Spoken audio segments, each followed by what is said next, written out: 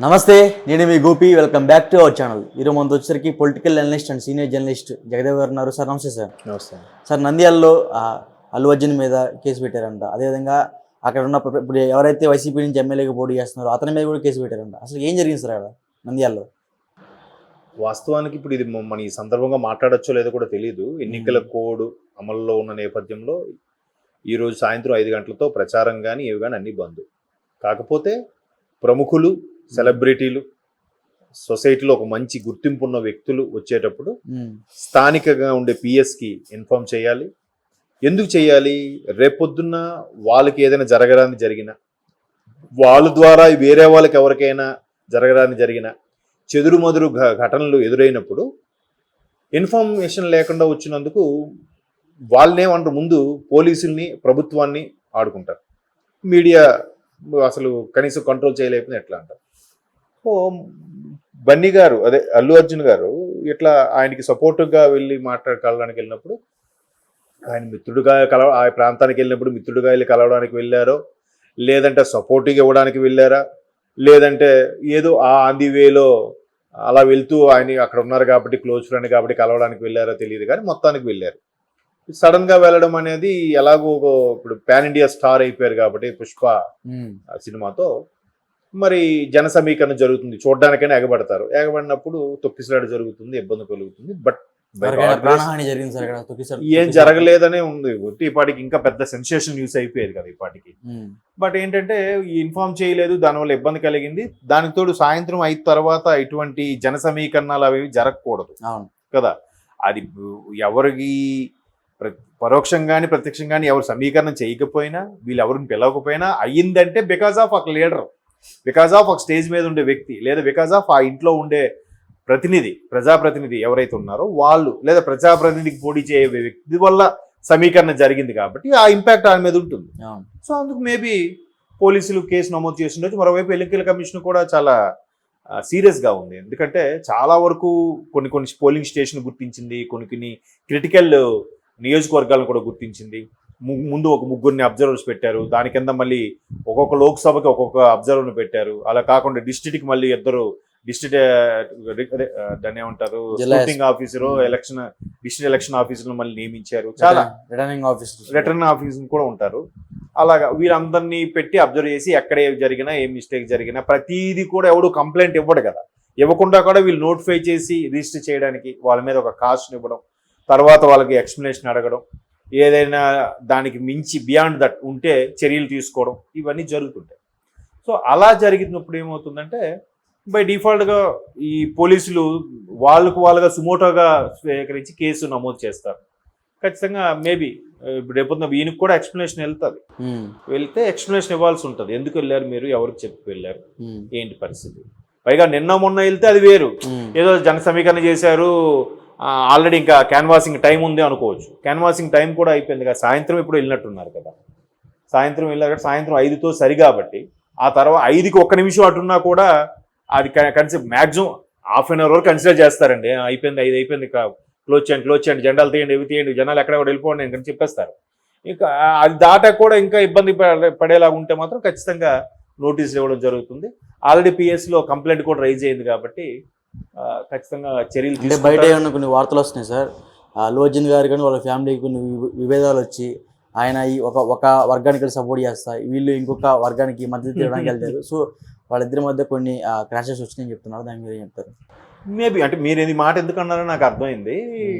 రామ్ చరణ్, అలాగే global star Ram Charan గారు, సురేఖ గారు చిరంజీవి గారి భార్య, తర్వాత అల్లు అరవింద్ గారు చిరంజీవి గారు బామ్మర్ది, స్వయాన సురేఖ గారు కన్నయ్య. సో వీళ్ళు అక్కడికి వెళ్ళడం, ఎవరు పిఠాపురం వెళ్ళడం, అది ఏదో దైవ దర్శనం చేసుకోవడం, తర్వాత వాళ్ళందరికీ అభివాదం అంటే నథింగ్ బట్ పవన్ కళ్యాణ్ గారికి సపోర్ట్గా ఉన్నట్టే కదా.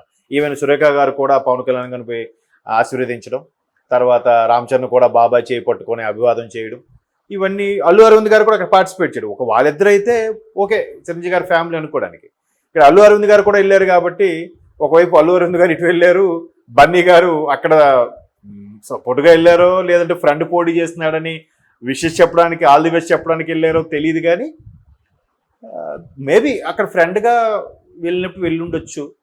దాన్ని మనం కరెక్ట్గా మరీ భూతద్దంలో చూడలేం. చూస్తే మీరు అన్నట్టు వాస్తవం అయి ఉండొచ్చు, కానీ అది చెప్తున్నాను కదా, బిజినెస్ వేరు రాజకీయం వేరు, సినిమాలు వేరు రాజకీయం వేరు. కాకపోతే వ్యక్తిగత దోషంలోకి వెళ్ళిపోయి మరీ పర్సనల్గా తీసేసుకొని, ఇప్పుడు ఒకే ఇంట్లో అందరూ ఒకే పార్టీకి ఓటేస్తారని కూడా ఏం లేదుగా. ఎవరికి నచ్చిన ఓటు వాళ్ళు వేసుకోవచ్చు కదా. ఒకే ఇంట్లో అన్నయ్య ఒకడికి వేయచ్చు, తమ్ముడికి వేయచ్చు. మేబీ అలా కూడా తండ్రి ఒకరికి ఇంపార్టెన్స్ ఇస్తే కొడుకు ఇంకోళ్ళకి ఇంపార్టెన్స్ ఇస్తున్నాను కూడా అనుకోవచ్చు. బట్ ఆ దృక్కోణంలో చూడలేవు. రాజకీయాలు వేరు, బిజినెస్ వేరు, రాజకీయాలు వేరు, సినిమాలు వేరు. కాబట్టి ఎవరు ఫ్రెండ్ సర్కిల్ వాళ్ళు ఉంటుంది. సినిమాల వరకే ఆయన ఒక కథానాయకుడు, ఒక సూపర్ స్టార్. బయటకు వచ్చి వ్యక్తిగతంగా ఆయన బాగా క్లోజ్ ఫ్రెండ్ ఏమో, సరే ఎలా ఉంది ఏంటి పరామర్శనానికి వెళ్ళారా, లేదంటే ఎట్లాగూ 5 గంటలతో అయిపోతుంది క్యాన్వాసింగ్ కాబట్టి ఇప్పుడు ఫ్రీగా ఉంటాడు మాట్లాడడానికి, ముందైతే వెళ్ళలేము.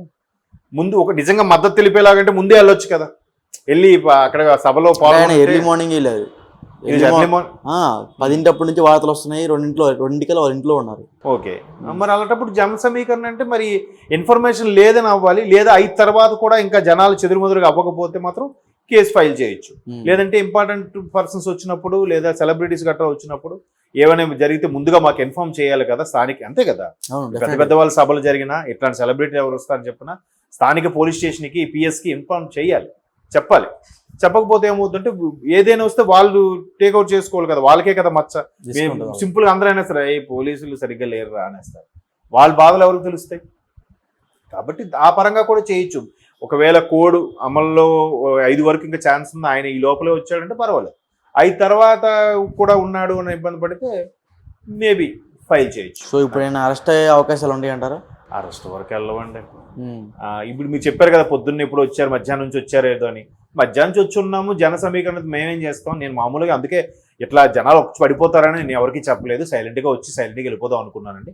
కాకపోతే వాళ్ళందరూ వచ్చారు, దానికి నేను ఏం చేయను, సారీ సార్ ఏం చేయలేను అంటే అయిపోయింది. పెద్ద వాళ్ళది కదా, నేను అలా అనుకుంటున్నాను. ఇంకోటి ఏంటంటే వాళ్ళు కూడా పోలీసులు ఇలాంటి వాటి పట్టించుకునే ఇదిలో లేరు. వాళ్ళు ఎంత త్వరగా పోలింగ్ అవుతుందా, ఎంత త్వరగా ఇది అయిపోదా, ఫ్రీ అవుదామా అనే టెన్షన్లో ఉంటారు వాళ్ళు. ఈ 2 రోజులు వాళ్ళ కంటి మీద కునుకు ఉండదు. పోలింగ్ అయిపోయి ఎక్కడక్కడ బాక్సులన్నీ కూడా స్ట్రాంగ్ రూమ్లోకి వెళ్ళిపోయి భద్రంగా ఉండి మళ్ళీ 4వ తేదీ వరకు కూడా వాళ్ళకి ఇంకా వీళ్ళు అభ్యర్థులు ఫ్రీ అయిపోతారు. ప్రతినిధులు, అభ్యర్థులు, ప్రజాప్రతినిధులు వాళ్ళకన్నా కంటి మీద కునుకుండదుగా పోలీసులకి. ఇలాంటి కేసులు ఏం చూసుకుంటారో ఒక్కొక్క, అది చాలా ఇంపార్టెంట్ కదా, దేశ భవితకు ఉపయోగపడేది కదా అది. కాబట్టి చూద్దాం, ఇలా చిల్లగా ఉండొచ్చు కానీ పెద్ద సివియర్ అవ్వదని నా ఉద్దేశం. ఎర్లీ మార్నింగ్ లేదు, 10 నుంచి వార్తలు వస్తున్నాయి. 2 వాళ్ళ ఇంట్లో ఉన్నారు. ఓకే, మరి అలాంటప్పుడు జన సమీకరణ అంటే మరి ఇన్ఫర్మేషన్ లేదని అవ్వాలి, లేదా 5 తర్వాత కూడా ఇంకా జనాలు చెదురుమదురుగా అవ్వకపోతే మాత్రం కేసు ఫైల్ చేయొచ్చు.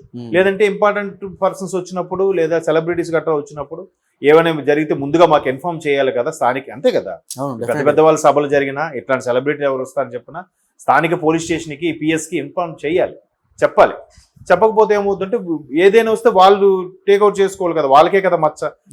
సింపుల్గా అందరూ అనేస్తారు, ఏ పోలీసులు సరిగ్గా లేరురా అనేస్తారు. వాళ్ళ బాధలు ఎవరికి తెలుస్తాయి. కాబట్టి ఆ పరంగా కూడా చేయొచ్చు. ఒకవేళ కోడ్ అమల్లో 5 వరకు ఇంకా ఛాన్స్ ఉంది, ఆయన ఈ లోపలే వచ్చాడంటే పర్వాలేదు. 5 తర్వాత కూడా ఉన్నాడు అని ఇబ్బంది పడితే మేబీ ఫైల్ చేయొచ్చు. సో ఇప్పుడు ఆయన అరెస్ట్ అయ్యే అవకాశాలు ఉంటాయి అంటారా? అరెస్ట్ వరకు వెళ్ళవండి. ఇప్పుడు మీరు చెప్పారు కదా పొద్దున్న ఎప్పుడు వచ్చారు, మధ్యాహ్నం నుంచి వచ్చారు ఏదో అని. మధ్యాహ్నం నుంచి వచ్చి ఉన్నాము, జన సమీకరణ మేమేం చేస్తాం. నేను మామూలుగా అందుకే ఇట్లా జనాలు వచ్చి పడిపోతారని నేను ఎవరికి చెప్పలేదు, సైలెంట్గా వచ్చి సైలెంట్గా వెళ్ళిపోదాం అనుకున్నానండి. కాకపోతే వాళ్ళందరూ వచ్చారు, దానికి నేను ఏం చేయను, సారీ సార్ ఏం చేయలేను అంటే అయిపోయింది. పెద్ద వాళ్ళది కదా, నేను అలా అనుకుంటున్నాను. ఇంకోటి ఏంటంటే వాళ్ళు కూడా పోలీసులు ఇలాంటి వాటి పట్టించుకునే ఇదిలో లేరు. వాళ్ళు ఎంత త్వరగా పోలింగ్ అవుతుందా, ఎంత త్వరగా ఇది అయిపోదా, ఫ్రీ అవుదామా అనే టెన్షన్లో ఉంటారు వాళ్ళు. ఈ 2 రోజులు వాళ్ళ కంటి మీద కునుకు ఉండదు. పోలింగ్ అయిపోయి ఎక్కడక్కడ బాక్సులన్నీ కూడా స్ట్రాంగ్ రూమ్లోకి వెళ్ళిపోయి భద్రంగా ఉండి మళ్ళీ 4వ తేదీ వరకు కూడా వాళ్ళకి ఇంకా వీళ్ళు అభ్యర్థులు ఫ్రీ అయిపోతారు. ప్రతినిధులు, అభ్యర్థులు, ప్రజాప్రతినిధులు వాళ్ళకన్నా కంటి మీద కునుకుండదుగా పోలీసులకి.